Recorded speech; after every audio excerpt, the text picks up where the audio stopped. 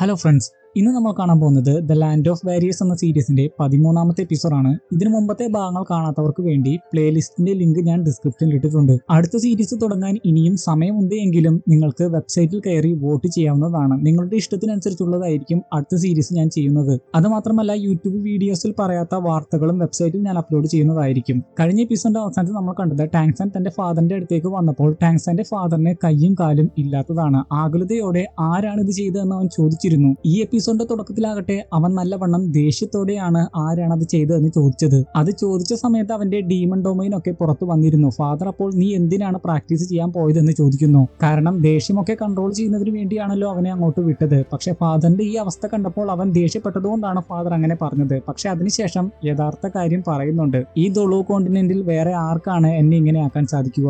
ആർക്കും അത് സാധിക്കില്ല. ഇത് ഞാൻ തന്നെ ചെയ്തതാണ്. ഫ്യൂഷൻ സോൾ ബോണ് എക്സ്പ്ലോയിറ്റ് ചെയ്തെടുക്കുന്നതിന് വേണ്ടി. ആകുലതയോടെ ടാങ്സാൻ അപ്പോൾ ചോദിക്കുകയാണ്, ഫാദർ എന്തിനാണ് ഇങ്ങനെയൊക്കെ ചെയ്തത്? സാധാരണ മരിച്ചു കഴിഞ്ഞാൽ മാത്രമേ ഇങ്ങനെ സോൾ ബോൺ എടുക്കാറുള്ളൂ. എടുത്തു കഴിഞ്ഞാൽ തിരിച്ചു വെക്കാൻ സാധിക്കില്ല. അവനെ ആശ്വസിപ്പിച്ചുകൊണ്ട് ടാങ്സാന്റെ ഫാദർ പറയുകയാണ്, പക്ഷെ ഞാൻ ജീവനോടെ ഇരിക്കുന്നുണ്ടല്ലോ. പക്ഷെ അതിന് കൊടുത്ത വില വലുതായി പോയി. എന്റെ ലെവൽ ഇപ്പോൾ 75ലേക്ക് ചുരുങ്ങി. അത് മാത്രമല്ല, ഒരു സോൾ റിങ്ങും അതിന്റെ ഭാഗമായിട്ട് എനിക്ക് നഷ്ടമായി. എന്തിനാണ് ഞാനിത് ചെയ്തത് എന്നായിരിക്കും നീ ആലോചിക്കുന്നത് അല്ലേ? എല്ലാ കാര്യങ്ങളും ഞാൻ പറഞ്ഞു തരാം. എന്റെ പാസ്റ്റും പറഞ്ഞു തരാം. ശേഷം അവിടെ ഉണ്ടായിരുന്ന വെള്ളച്ചാട്ടത്തിന്റെ പുറകിൽ മറഞ്ഞിരിക്കുന്ന ഒരു സ്ഥലത്തേക്ക് അവനെ കൊണ്ടുപോവുകയാണ്. പിന്നെ കാണിക്കുന്നത് ഓസ്കാർ മറ്റേ വ്യക്തിയെ രക്ഷിച്ച് ഒരു സ്ഥലത്ത് എത്തിക്കുന്നതാണ്. ആ വ്യക്തിയപ്പോൾ നന്ദി പറയുമ്പോൾ ഓസ്കാർ പറയുകയാണ്, നിന്നെ കൊണ്ട് എന്തെങ്കിലും ഉപകാരം ഉണ്ടാകുമെന്ന് കരുതിയാണ് നിന്നെ രക്ഷിച്ചത്. ഒറ്റയ്ക്ക് പ്രവർത്തിക്കുന്നതിനേക്കാളും ബെറ്ററാണ് രണ്ടുപേരായിട്ട് പ്രവർത്തിക്കുന്നത്.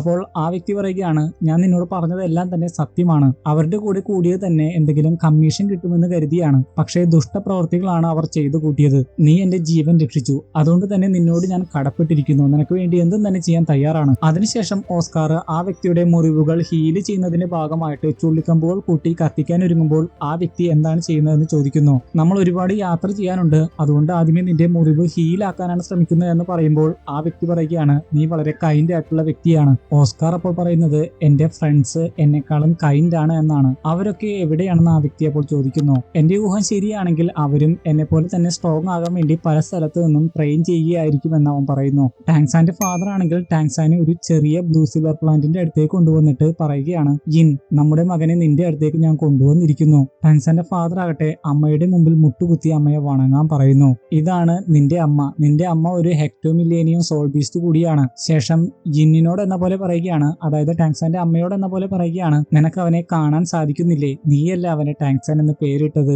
അതെല്ലാം കേട്ട് കഴിയുമ്പോൾ ടാങ്സാൻ ഒരുപാട് ഇമോഷണൽ ആകുന്നുണ്ട്. അവന്റെ ബ്ലൂ സിൽവർ പ്ലാന്റിന്റെ ഡൊമൈനും പുറത്തേക്ക് വരുന്നു. ടാങ്സാന്റെ ഫാദർ ആകട്ടെ ജിന്നിനോട് എന്ന പോലെ പറയുകയാണ്, നിനക്കത് ഫീൽ ചെയ്യാൻ സാധിക്കുന്നുണ്ടോ? നീയല്ലേ നമ്മുടെ മകന് ഈ ഡൊമൈൻ കൊടുത്തത്? ടാങ്സാന്റെ ഫാദർ ടാങ്സാന്റെ അമ്മ എന്ന് കരുതുന്ന ബ്ലൂ സിൽവർ പ്ലാന്റിന്റെ അടുത്ത് കൈവച്ച സമയത്ത് അത് ടാങ്സാന്റെ ഫാദറിന്റെ കൈയിന്റെ അടുത്തേക്ക് വന്നിരുന്നു. അത് കണ്ട് ഞാൻ അമ്മയെ കാണാൻ വന്നിരിക്കുന്നു എന്ന് പറഞ്ഞ് ടാങ്സാനും അതിന്റെ അടുത്ത് കൈവെക്കുന്നു. അപ്പോൾ ടാങ്സാന്റെ കയ്യിൽ പിടിക്കുന്നതിന് വേണ്ടിയും ആ വള്ളികൾ അടുത്തേക്ക് വരുന്നുണ്ട്. അതിൽ നിന്ന് നമുക്ക് മനസ്സിലാക്കാൻ ടാങ്സാന്റെ അമ്മയ്ക്ക് അവർ പറയുന്നതൊക്കെ കേൾക്കാനും ഫീൽ ചെയ്യാനും ഒക്കെ സാധിക്കുന്നുണ്ട്. ശരിക്കും ടാങ്സാനെ അപേക്ഷിച്ച് നോക്കുമ്പോൾ വൂവിന്റെ കാര്യമാണ് ഏറ്റവും കഷ്ടം. അവൾക്ക് അവളുടെ അമ്മയെ ഇതേപോലെ എക്സ്പീരിയൻസ് ചെയ്യാനൊന്നും സാധിക്കില്ലല്ലോ. ഫാദറിനെ കുറിച്ച് പരാമർശിക്കുക പോലും ചെയ്യുന്നില്ല. ടാങ്സാന്റെ ഫാദറിന് കാലില്ലാത്തത് കൊണ്ട് തന്നെ അങ്ങോട്ട് വന്ന സമയത്ത് വീഴാൻ പോയിരുന്നു. ടാങ്സാൻ ആയിരുന്നു പിടിച്ച് അങ്ങോട്ട് കൊണ്ടുവന്നത്. അതിനുശേഷം ടാങ്സാന്റെ ഫാദർ തുടർന്ന് പറയുകയാണ്, നിന്റെ അമ്മ മരിച്ചതിന് ശേഷം ജീവിക്കാനുള്ള ആഗ്രഹം പോലും എനിക്കില്ലായിരുന്നു. അതിനുശേഷം ടാങ്സാന്റെ അമ്മയോട് എന്ന പോലെ പറയുകയാണ്, നമ്മുടെ മകനെ അതുകൊണ്ട് എനിക്ക് നല്ലവണ്ണം നോക്കാൻ പോലും സാധിച്ചിട്ടില്ല.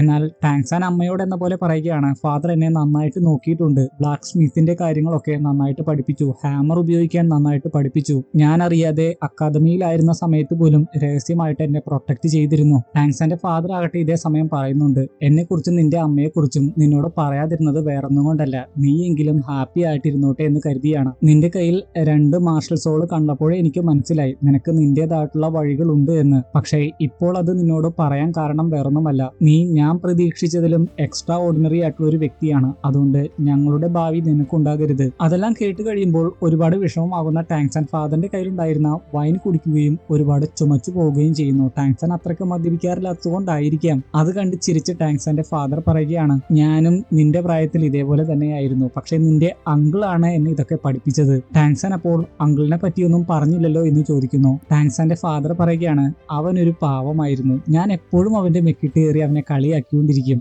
ശേഷം അവരുടെ സന്തോഷപൂർവ്വമായ അവരുടെ പാസ്റ്റ് ആണ് കാണിക്കുന്നത്. ടാങ്സാന്റെ അങ്കിൾ ഒരു സ്ഥലത്ത് ഉറങ്ങിക്കിടക്കുകയായിരുന്നു. ഒരു കാര്യവുമില്ലാതെ അടി ആന്റി വെറുതെ ഇരുന്ന് മേടിക്കുന്നതിന് വേണ്ടി ടാങ്സാന്റെ ഫാദർ അയാളുടെ മുഖത്തേക്ക് കുറെ വെള്ളം ഒഴിച്ചു. എന്നിട്ടും സഹോദരൻ അധികമൊന്നും ദേഷ്യപ്പെട്ടില്ല. അല്പം ദേഷ്യത്തോടെ ചോദിക്കുകയാണ്, നീ എന്നെ ഇങ്ങനെ ചൊറിയുന്നത് ഇടി മേടിക്കാൻ വേണ്ടിയല്ലേ? ടാങ്സാന്റെ ഫാദർ പറഞ്ഞു, അങ്ങനെ എന്നെ കളിയാക്കണ്ട, എന്റെ ലെവല് 70 അന്ന് അത് കാണട്ടെ എന്ന് പറഞ്ഞുകൊണ്ട് അവർ ഫ്രണ്ട്ലി ആയിട്ട് ഫൈറ്റ് ചെയ്യുന്നു. രണ്ടുപേരും നല്ല രീതിയിൽ ഫൈറ്റ് ചെയ്യുന്നുണ്ട്. ആ സമയത്ത് ഒരു ഹാമർ അങ്ങോട്ട് പാഞ്ഞു വരുന്നു. രണ്ടുപേരും ഒരുമിച്ചാണ് അതിനെ തടഞ്ഞത്. അത് വേറെ ആരുമായിരുന്നില്ല, അവരുടെ ഫാദർ ആയിരുന്നു. ടാങ്സാന്റെ ആന്റിയും അവരുടെ കൂടെയുണ്ട്. അവനെ പ്രാക്ടീസ് ചെയ്യിപ്പിച്ച മൂൺ പൗലിയന്റെ ഇപ്പോഴത്തെ ഹെഡ് തന്നെ. അവരുടെ ഫാദർ അങ്ങോട്ട് വരുമ്പോൾ ടാങ്സാന്റെ ഫാദറും സഹോദരനും വണങ്ങുന്നുണ്ട്. ടാങ്സാന്റെ മുത്തച്ഛൻ എന്ന് നമുക്ക് ടാങ്സാന്റെ ഫാദറിനെ വിളിക്കാം. മുത്തച്ഛൻ അങ്ങോട്ട് വന്നത് വേറൊന്നിനും വേണ്ടിയായിരുന്നില്ല. ടാങ്സാന്റെ ഫാദറിന്റെ ലെവല് 70 എന്ന് പറഞ്ഞല്ലോ, അതിന് ഒരു സമ്മാനം കൊടുക്കുന്നതിന് വേണ്ടി ഒരു സമ്മാനവുമായിട്ടാണ് വന്നിരിക്കുന്നത്. അത് വേറൊന്നും ആയിരുന്നില്ല, ഹോത്തിയാൻ സെക്ടിന്റെ തലമുറകളായിട്ട് കൈമാറി കിട്ടിയ ഒരു സോൾ ബോൺ ആയിരുന്നു. അത് തനിക്ക് തരാൻ പോവുകയാണ് എന്ന് കേട്ടപ്പോൾ നിഷ്കളങ്കമായിട്ട് താൻ അതിന് യോഗ്യനല്ല, തന്റെ സഹോദരന് കൊടുത്താൽ പോരെ എന്ന് ചോദിക്കുന്നുണ്ട്. പക്ഷേ ടാങ്സാന്റെ മുത്തശ്ശനും ടാങ്സാന്റെ ഫാദറിന്റെ സഹോദരനും എല്ലാവരും ആഗ്രഹിക്കുന്നത് ടാങ്സാന്റെ ഫാദർ തന്നെ അത് അബ്സോർബ് ചെയ്യണമെന്നാണ്. അതിന് പ്രധാനപ്പെട്ട കാരണം വേറൊന്നുമല്ല, ടാങ്സാന്റെ ഫാദറിന്റെ സഹോദരനും ടാങ്സാന്റെ മുത്തശ്ശനും എല്ലാം ഒതുങ്ങിക്കൂടി ജീവിക്കാൻ താല്പര്യമുള്ളവരാണ്. ടാങ്സാന്റെ ഫാദർ ആകട്ടെ ഡിഫറന്റ് ആണ്. അതുകൊണ്ട് തന്നെ ക്ലാനിന്റെ ഭാവി തന്നെ ടാങ്സാന്റെ ഫാദറിന്റെ കയ്യിലാണ്. അവരെ നിരാശപ്പെടുത്തരുത് എന്നൊക്കെ പറയുന്നു. അതെല്ലാം കേട്ട് ടാങ്സാന്റെ ഫാദർ വിശ്വസ്തയോടെ എല്ലാം ഏറ്റെടുക്കുന്നുണ്ട്. അവരുടെ സെക്ടിന് ഫേമസ് ആയിട്ടുള്ള 3 സോൾ ബോണുകളായിരുന്നു ഉണ്ടായിരുന്നത്. അതിൽ 2 ടാങ്സാന്റെ ഫാദർ നേരത്തെ അബ്സോർബ് ചെയ്തതാണ്. അത് മാത്രമല്ല, ഇത്രയും കാലം അവർ സെക്ടിന്റെ ഉള്ളിൽ തന്നെ ആയിരുന്നു. പക്ഷേ ലോകത്തിലുള്ള മറ്റുള്ള കാര്യങ്ങളും എക്സ്പീരിയൻസ് ചെയ്യണമെന്ന് പറഞ്ഞ് ഇപ്പോഴാണ് അവരെ പുറത്തേക്ക് വിടാൻ പോകുന്നത്. ഇവിടെ വെച്ചായിരുന്നു യൂഷിയുടെ കയ്യിലുള്ള എൽഡേഴ്സ് ടോക്കൺ ടാങ്സാന്റെ മുത്തശ്ശൻ ടാങ്സാന്റെ ഫാദറിന് കൊടുക്കുന്നത്. പോകുന്ന വഴിക്ക് അവർക്ക് എന്തെങ്കിലും പ്രശ്നം ഉണ്ടാവുകയാണെങ്കിൽ ഇത് അവരെ സഹായിക്കുമെന്ന് പറഞ്ഞായിരുന്നു അവർക്ക് കൊടുത്തത്. 10 വർഷത്തേക്കായിരുന്നു സെക്ടിന് പുറത്തേക്ക് ലോകം മുഴുവനും ചുറ്റി സഞ്ചരിച്ച് കാണാനും എല്ലാ കാര്യങ്ങളും എക്സ്പീരിയൻസ് ചെയ്യാനുമായിട്ട് ഫാദർ അവരെ വിട്ടത്. പക്ഷേ അതുവഴി നേട്ടങ്ങൾ ഉണ്ടാകണം, അവരുടെ ലെവല് വർദ്ധിക്കണം, ഉത്തരവാദിത്ത ബോധം ഉണ്ടാകണം, മെച്യൂർ ആകണം. പുറത്തേക്ക് പോയി കഴിയുമ്പോൾ എങ്ങനെയൊക്കെ ബിഹേവ് ചെയ്യണമെന്നുള്ള ഫാദറിന്റെ ഉപദേശവും നമുക്ക് ഇവിടെ കേൾക്കാം. ഇവിടെയുള്ളതിൽ നിന്ന് വ്യത്യസ്തമായിട്ടായിരിക്കും പുറം ലോകം. അതുകൊണ്ട് തന്നെ അവിടുത്തെ കാര്യങ്ങൾ പെട്ടെന്ന് അഡാപ്റ്റ് ചെയ്യാൻ സാധിക്കണം. എല്ലാ പ്രതിസന്ധി ഘട്ടങ്ങളിലും പരസ്പരം സപ്പോർട്ട് ചെയ്ത് നിങ്ങൾ മുന്നേറണം. ക്ലാനിന്റെ ഭാവി നിങ്ങളുടെ കരങ്ങളിലാണ്. ഇനി നിങ്ങളുടെ ശിഷ്യന്മാരായിരിക്കും, എന്റെ ശിഷ്യന്മാരായിരിക്കില്ല സെക്ടിൽ ഉണ്ടാകാൻ പോകുന്നത്. തിരിച്ചു വരുമ്പോൾ തീർച്ചയായും നിങ്ങൾ ഗ്രാൻഡ് സോൾ മാസ്റ്റർ ആയിട്ട് വേണം വരാൻ. അതുകൊണ്ടേ കാര്യമുള്ളൂ. അപ്പോൾ തീർച്ചയായും ഞങ്ങൾ ഗ്രാൻഡ് സോൾ മാസ്റ്റർ ആയിട്ട് തിരിച്ചു വരുള്ളൂ എന്ന് വാക്ക് കൊടുക്കുന്നു. ടാങ്സാന്റെ ആന്റി അവരുടെ കൂടെ പോരാൻ വാശി പിടിച്ചതാണ്. പക്ഷേ ടാങ്സാന്റെ മുത്തച്ഛൻ അതിന് സമ്മതിച്ചില്ല. ടാങ്സാന്റെ അങ്കിളും ഫാദറും ആകട്ടെ തിരിച്ചു വരുമ്പോൾ നല്ല ട്രീറ്റ് ചെയ്യാമെന്ന് പറഞ്ഞ് ആന്റിയെ ആശ്വസിപ്പിച്ചു. ശേഷം ടാങ്സാനോട് അതെല്ലാം ഓർത്തെടുത്തിട്ട് ടാങ്സാന്റെ ഫാദർ പറയുകയാണ്, അങ്ങനെ പെട്ടെന്നായിരുന്നു പുറം ലോകത്ത് ഞങ്ങളുടെ പേരുകൾ പ്രശസ്തമായത്. ഹോത്തിയാൻ സെക്ടിലെ 2 നക്ഷത്രങ്ങൾ എന്നായിരുന്നു ഞങ്ങൾ വിശേഷിക്കപ്പെട്ടത്. അങ്ങനെ പല സ്ഥലങ്ങളിലൂടെയും കടന്നു പോകുന്ന സമയത്താണ് നിന്റെ അമ്മയെ കണ്ടുമുട്ടിയത്. ആ ഒരു രംഗവും കാണിക്കുന്നുണ്ട്. ടാങ്സാന്റെ ഫാദർ അങ്കിളിന്റെ കൂടെ തെരുവിലൂടെ നടന്നു പോയിക്കൊണ്ടിരിക്കുകയായിരുന്നു. അപ്പോഴായിരുന്നു ടാങ്സാന്റെ അമ്മ ടാങ്സാന്റെ ഫാദറിനെ വന്ന് ഇടിച്ചത്. കുറച്ച് ആളുകളുടെ കയ്യിൽ നിന്ന് ഓടി രക്ഷപ്പെട്ടുകൊണ്ടിരിക്കുകയായിരുന്നു ടാങ്സാന്റെ അമ്മ.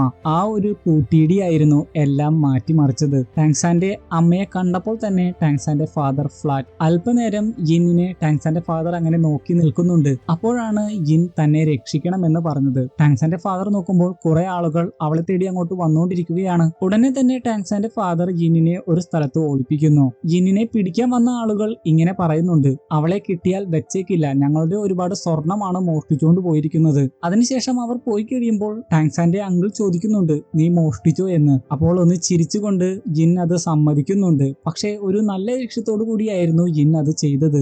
അവർ പേരുകൾ പറഞ്ഞ് പരസ്പരം പരിചയപ്പെടുത്തുന്ന സമയത്ത് വിക്കിയായിരുന്നു ടാങ്സാന്റെ ഫാദർ പേര് പറഞ്ഞത്. കാരണം ടാങ്സാന്റെ അമ്മയെ കണ്ടപ്പോൾ തന്നെ ടാങ്സാന്റെ ഫാദർ ശരിക്കും വീണുപോയിരുന്നു. അതിനുശേഷമാണ് നമുക്ക് മനസ്സിലാകുന്നത് തനിക്ക് വേണ്ടിയായിരുന്നില്ല യിൻ ഇതെല്ലാം മോഷ്ടിച്ചത്, കുറെ പാവപ്പെട്ടവർക്ക് കൊടുക്കുന്നതിന് വേണ്ടിയായിരുന്നു യിൻ ഇതെല്ലാം മോഷ്ടിച്ചത്. എന്നാൽ അവിടെ ഒരു കള്ളൻ ഉണ്ടായിരുന്നു. ആദ്യം ഒരു പ്രാവശ്യം വന്ന് അവൻ കോയിൻ വാങ്ങിയതാണ്. എന്നാൽ രണ്ടാമത് വേഷം മാറി വീണ്ടും അവൻ വന്നു. എന്നാൽ ടാങ്സാന്റെ ഫാദർ അവനെ കൈയോടെ പൊക്കി. തെളിവോടുകൂടി അയാളെ പൊക്കുന്നുണ്ട്. അത് മാത്രമല്ല, അയാൾ വാങ്ങിയ ഗോൾഡ് കോയിനും അയാൾക്ക് തിരിച്ചു കൊടുക്കേണ്ടി വരുന്നു. പേടിച്ച് അയാൾ അവിടുന്ന് ഓടിപ്പോകുന്നു. അതിനുശേഷം ആ കോയിൻ തിരിച്ച് ജിന്നിന് കൊടുത്തു കഴിയുമ്പോൾ അത് തിരികെ അവർക്ക് തന്നെ കൊടുത്തിട്ട് ഇത് എന്നെ രക്ഷിച്ചതിന്റെ ഒരു ട്രീറ്റ് ആയിട്ട് കരുതിയാൽ മതിയെന്ന് പറയുന്നു. പിന്നീടാണ് അവർക്ക് മനസ്സിലാവുന്നത്, നേരത്തെ ജിന്നിനെ പിടിക്കാൻ കുറച്ചുപേർ ഓടിച്ചിട്ടില്ലേ, അവർ വലിയൊരു സംഘം മോഷ്ടാക്കളാണ്. പാവപ്പെട്ടവർക്ക് കൊടുക്കാനുള്ള ഫണ്ടിൽ നിന്ന് അവർ മോഷ്ടിച്ചു. അതുകൊണ്ടാണ് അവരിൽ നിന്ന് മോഷ്ടിച്ച് അത് അർഹിക്കേണ്ടവർക്ക് തന്നെ തിരിച്ചു കൊടുക്കാൻ ഞാൻ തീരുമാനിച്ചത്. അതെല്ലാം കേട്ട് ടാങ്സാന്റെ അങ്കിൾ അപ്പോൾ ചോദിച്ചിരുന്നു,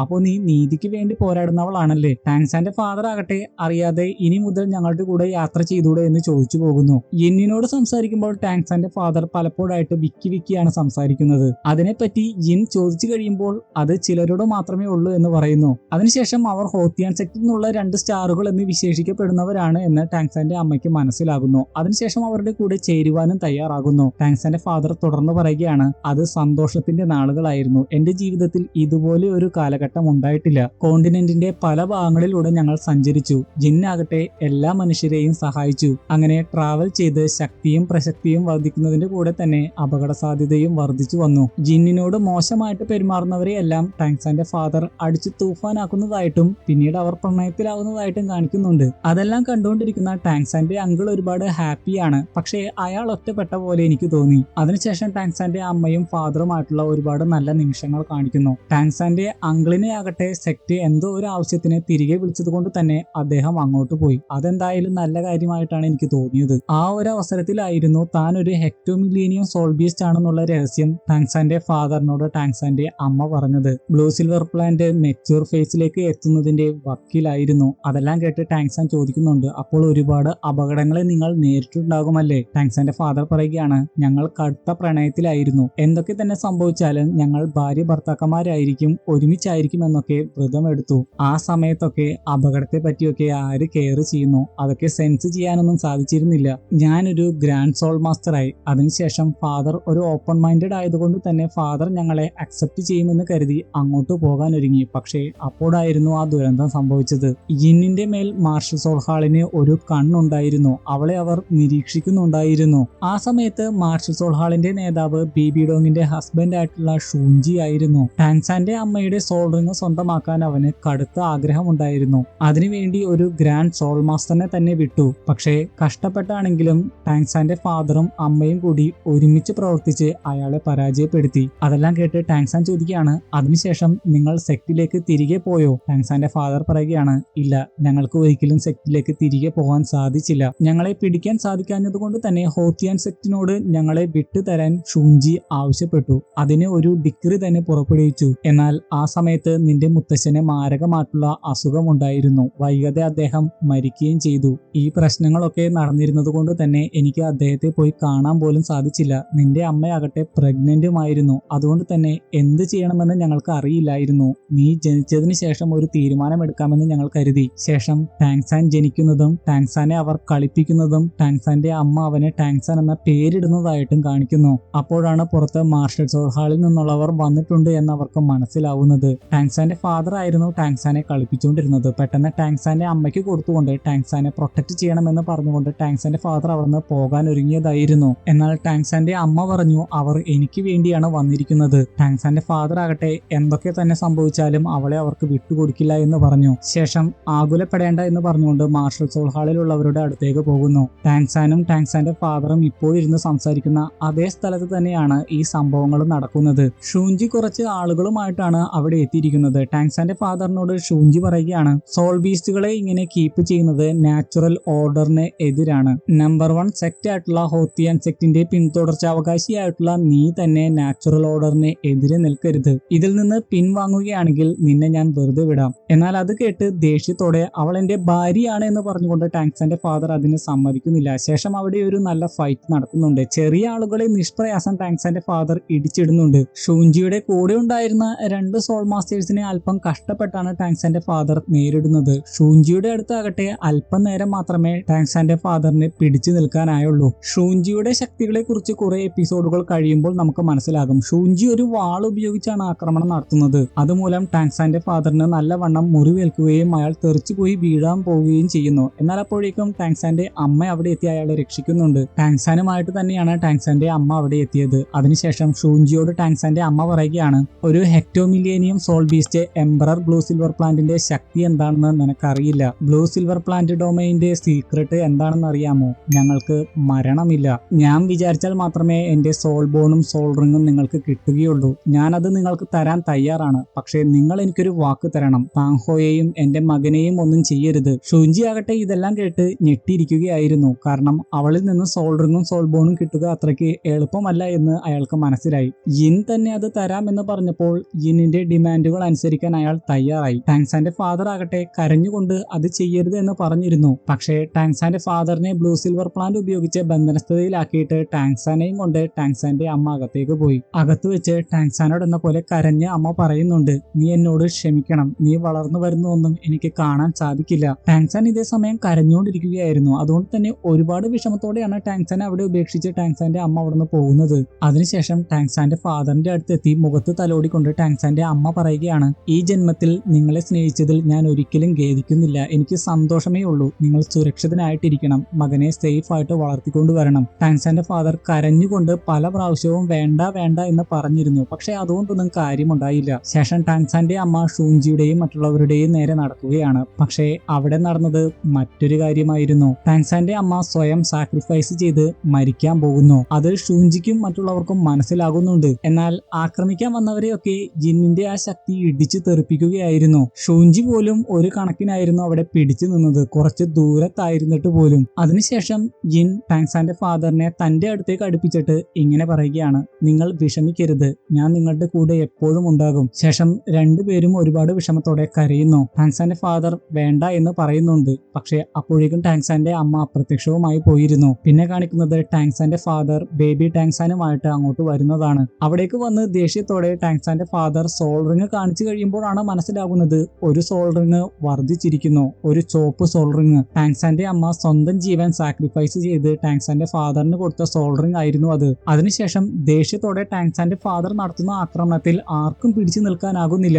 ബേബി ടാങ്സാനെ കയ്യിൽ പിടിച്ചുകൊണ്ടാണ് ടാങ്സാന്റെ ഫാദർ ഫൈറ്റ് ചെയ്യുന്നത്. ടാങ്സാന്റെ ഫാദറിന്റെ ശക്തി ഒരുപാട് വർദ്ധിച്ചിരിക്കുന്നു. ആദ്യത്തെ അറ്റാക്കിൽ തന്നെ തെറിച്ചു പോകുന്ന ഷൂഞ്ചി ചോര തൊപ്പുന്നുണ്ട്. അതിനുശേഷമാണ് ഷൂഞ്ചി അയാളുടെ ഏറ്റവും പവർഫുൾ ആയിട്ടുള്ള ശക്തി പുറത്തെടുക്കുന്നത്. അവിടെ പ്രത്യക്ഷമാകുന്നത് മാലാഖയുടേത് പോലെയുള്ള രണ്ട് ചിറകുകളാണ്. വളരെ പവർഫുൾ ആയിട്ടുള്ള ഒരു ശക്തിയാണിത്. ഇതിന്റെ പേരും മറ്റു ഡീറ്റെയിൽസും വരുന്ന എപ്പിസോഡുകളിൽ നമുക്ക് മനസ്സിലാകും. പക്ഷേ ആ ശക്തിക്ക് പോലും ടാങ്സാന്റെ ഫാദറിന് ഇപ്പോഴുള്ള ശക്തിയുടെ മുമ്പിൽ പിടിച്ചു നിൽക്കാനായില്ല. തെറിച്ചു പോയി വീഴുന്ന അയാൾക്ക് നല്ല പരിക്കേൽക്കുന്നു. മാർഷൽ സോൾ ഹാളിലെ ആളുകൾ ഉടനെ തന്നെ അവനെ അവിടെ നിന്ന് എടുത്തുകൊണ്ട് പോകുന്നുണ്ട്. ടാങ്സാന്റെ ഫാദർ ആകട്ടെ പിന്നീട് ഫോളോ ചെയ്ത് അവരെ ആക്രമിക്കാനൊന്നും നിന്നില്ല. ആ ഒരു ആക്രമണം മൂലം ടാങ്സാന്റെ ഫാദറും ചെറുതായിട്ട് ചോര തുപ്പി പോയിരുന്നു. പക്ഷേ വലുതായിട്ട് പരിക്കില്ല. അതെല്ലാം പറഞ്ഞതിന് ശേഷം അവസാനം ടാങ്സാനോട് ടാങ്സാന്റെ ഫാദർ പറയുകയാണ്, നിന്റെ അമ്മ സ്വന്തം ജീവൻ ബലി കൊടുത്താണ് നമ്മളെ രക്ഷിച്ചത്. അങ്ങനെ നിന്റെ അമ്മ എന്റെ 9ാമത്തെ സോൾ റിങ് ആയി ചേരുകയും എന്നോട് ഒന്നായി ചേരുകയും ചെയ്തു. അമ്മയ്ക്ക് വേണമെങ്കിൽ ബ്ലൂ സിൽവർ പ്ലാന്റിന്റെ ഡൊമൈൻ ഉപയോഗിച്ച് ജീവനോടെ ഇരിക്കാമായിരുന്നു.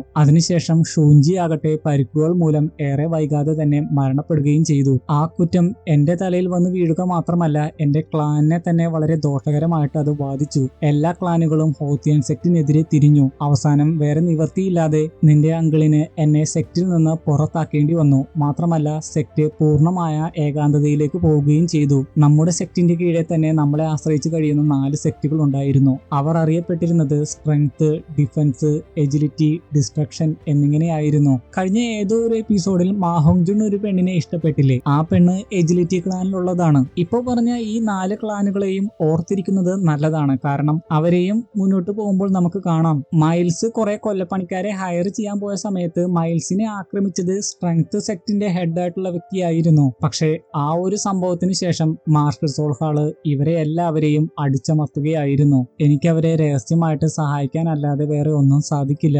നിന്റെ അമ്മയുടെ ശബ്ദം എന്റെ ചെവിട്ടിൽ, ഞാൻ അതിൽ ഖേദിക്കുന്നില്ല എന്ന് പറയുന്നത് എനിക്ക് ക്ലിയർ ആയിട്ട് പല പ്രാവശ്യവും കേൾക്കാം. പക്ഷേ അന്ന് നിന്റെ അമ്മയെ പ്രൊട്ടക്ട് ചെയ്യാൻ സാധിക്കാത്ത കുറ്റബോധം എന്നെ ജീവിതകാലം മുഴുവനും അലട്ടിക്കൊണ്ടിരിക്കുകയാണ്. ടാങ്സാൻ പറയുകയാണ്, അച്ഛൻ എന്തിനാണ് ഇതൊക്കെ എന്നോട് പറഞ്ഞതെന്ന് മനസ്സിലായി. എനിക്കും ഈ വിധി തന്നെ സംഭവിക്കാതിരിക്കാനല്ലേ. ഞാനും നിന്റെ അമ്മയും തമ്മിലുണ്ടായ അതേ സ്നേഹം തന്നെയാണ് നിങ്ങൾ തമ്മിലുള്ളത്. അന്ന് എനിക്ക് 8 സോൾ റിങ്ങുകൾ ഉണ്ടായിരുന്നു. എന്നിട്ട് പോലും നിന്റെ അമ്മയെ പ്രൊട്ടക്ട് ചെയ്യാൻ സാധിച്ചിരുന്നില്ല. നിങ്ങൾക്കും അതേ വിധി തന്നെ സംഭവിക്കരുത് എന്ന് ഞാൻ ആഗ്രഹിക്കുന്നു. അതെനിക്ക് താങ്ങാനാകില്ല. അന്ന് നിന്റെ അമ്മ അവശേഷിപ്പിച്ചതാണ് ഈ ബ്ലൂ സിൽവർ പ്ലാന്റ്. അതിനുശേഷം മനുഷ്യരൂപത്തിൽ നിന്റെ അമ്മയെ എനിക്ക് കാണുവാൻ സാധിച്ചിട്ടില്ല. ടാങ്സാൻ പറയുകയാണ്, ഇങ്ങനെയെങ്കിലും കാണുവാൻ സാധിച്ചല്ലോ. ശേഷം അമ്മയോടെന്ന പോലെ അമ്മയെ കാണാൻ വൈകിയതിൽ ക്ഷമാപണം നടത്തുന്നു. ടാങ്സാന്റെ ഫാദർ ആകട്ടെ ടാങ്സാന്റെ അമ്മ അവശേഷിപ്പിച്ച ഒരു സോൾ ബോൺ കൂടി ഉണ്ടായിരുന്നു. അത് ടാങ്സാന് കൊടുത്തിട്ട് പറയുകയാണ്, ഇത് നീ അബ്സോർബ് ചെയ്യുകയാണെങ്കിൽ നിന്റെ അമ്മ ഒരുപാട് സന്തോഷിക്കും. അമ്മയുടെ പ്രൊട്ടക്ഷൻ ഇതിൽ അടങ്ങിയിരിക്കുന്നു. ഇതേ സമയം ബ്ലൂ സിൽവർ പ്ലാന്റിൽ നിന്നും അതേ ഒരു റെസ്പോൺസ് ആണ് ഉണ്ടാകുന്നത്. അതായത് ടാങ്സാന്റെ ഫാദർ പറഞ്ഞത് ശരിയാണ് എന്ന രീതിയിലുള്ള റെസ്പോൺസ്. ടാങ്സാൻ ആകട്ടെ അത് മനസ്സിലാക്കി ഉടനെ തന്നെ സോൾ ബോൺ അബ്സോർബ് ചെയ്യാൻ ശ്രമിക്കുന്നു. അബ്സോർബ് ഒബ്സർവ് ചെയ്യുന്ന സമയത്ത് ടാങ്സാന്റെ അമ്മയുടെ അടുത്തേക്കാണ് അവൻ പോകുന്നത്. ടാങ്സാന്റെ അമ്മ അന്ന് അവനെ ഉപേക്ഷിച്ച ആ സമയത്തേക്ക് തന്നെ ഒരുപാട് വിഷമത്തോടെ കരഞ്ഞുകൊണ്ടായിരുന്നു ക്ഷമാപണം നടത്തിക്കൊണ്ട് ടാങ്സാന്റെ അമ്മ അത് ചെയ്തത്. അത് കണ്ട് തന്റെ അമ്മയെ രക്ഷിക്കുന്നതിന് വേണ്ടി ഓടിച്ചെന്ന് ടാങ്സാൻ പിടിക്കാൻ നോക്കുന്നുണ്ട്. പക്ഷേ അതൊക്കെ നടന്ന സംഭവമാണ്, ഒരിക്കലും മാറാൻ പോകുന്നില്ല. അതുകൊണ്ട് തന്നെ അവന് അമ്മയെ പിടിക്കാനാകുന്നില്ല. അതെല്ലാം കണ്ട് ഒരുപാട് നേരം അവൻ പൊട്ടിക്കരയുന്നുണ്ട്. ശേഷം അമ്മ എന്ന് വിളിച്ച് പെട്ടെന്ന് അതിൽ നിന്നെല്ലാം അവൻ പുറത്തു കടക്കുന്നു. ശേഷം അവൻ അവന്റെ കാലിൽ നോക്കുമ്പോഴാണ് അവൻ അബ്സോർബ് ചെയ്ത സോൾബോൺ ഒരു പ്രത്യേക രീതിയിൽ അവന്റെ കാലിൽ അറ്റാച്ച് ചെയ്യപ്പെട്ടിരിക്കുന്നത് കാണുന്നത്. അതിൽ നിന്ന് എന്ത് ശക്തിയാണ് അവന് കിട്ടിയതെന്ന് കുറച്ച് കഴിയുമ്പോൾ നമുക്ക് മനസ്സിലാകും. അതിനുശേഷം ഫാദറിനോട് അവൻ പറയുകയാണ്, ഞാൻ എന്റെ അമ്മയെ കണ്ടു. ഫാദർ അവനോട് പറയുകയാണ്, നിന്റെ അമ്മ നിന്നെ എത്രമാത്രം സ്നേഹിക്കുന്നുണ്ട് എന്ന് മനസ്സിലാക്കി തരുന്നതിന് വേണ്ടി അമ്മയുടെ കുറെ ഓർമ്മകൾ അവിടെ അവശേഷിപ്പിച്ചതായിരിക്കും. കഴിഞ്ഞ കുറെ വർഷക്കാലം എനിക്ക് ആകെ ഉണ്ടായ ആശ്വാസം നീ വളർന്നു വരുന്നതായിരുന്നു. ഞാൻ നിന്നെ ഓർത്ത് അഭിമാനിക്കുന്നു എന്ന് പറഞ്ഞുകൊണ്ട് പൊള്ളിച്ച മീൻ അവന് കൊടുക്കുന്നു. ടാങ്സാൻ ആകട്ടെ അത് വാങ്ങാതെ ടാങ്സാന്റെ ഫാദറിന്റെ കൈയും കാലും നോക്കിയിരിക്കുകയാണ്. അത് മനസ്സിലാക്കി ടാങ്സാന്റെ ഫാദർ അവനെ ആശ്വസിപ്പിച്ചിട്ട് പറയുകയാണ്, നീ ഇതോർത്തൊന്നും ടെൻഷൻ അടിക്കേണ്ട ആവശ്യമില്ല. ഞാൻ സർവൈവ് ചെയ്യും. എന്റെ ശരീരത്തിന്റെ ആന്തരിക അവയവങ്ങളിലൊക്കെ നീ കണ്ട പരിക്കില്ലേ, അത് അന്ന് ഷൂഞ്ചിയുമായിട്ട് നേരിട്ടപ്പോൾ ഉണ്ടായ പരിക്കുകളാണ്. ഇത്രയും വർഷക്കാലം ആ പരിക്കുകൾ നീണ്ടു നിന്നെങ്കിൽ ഷൂഞ്ചിയുടെ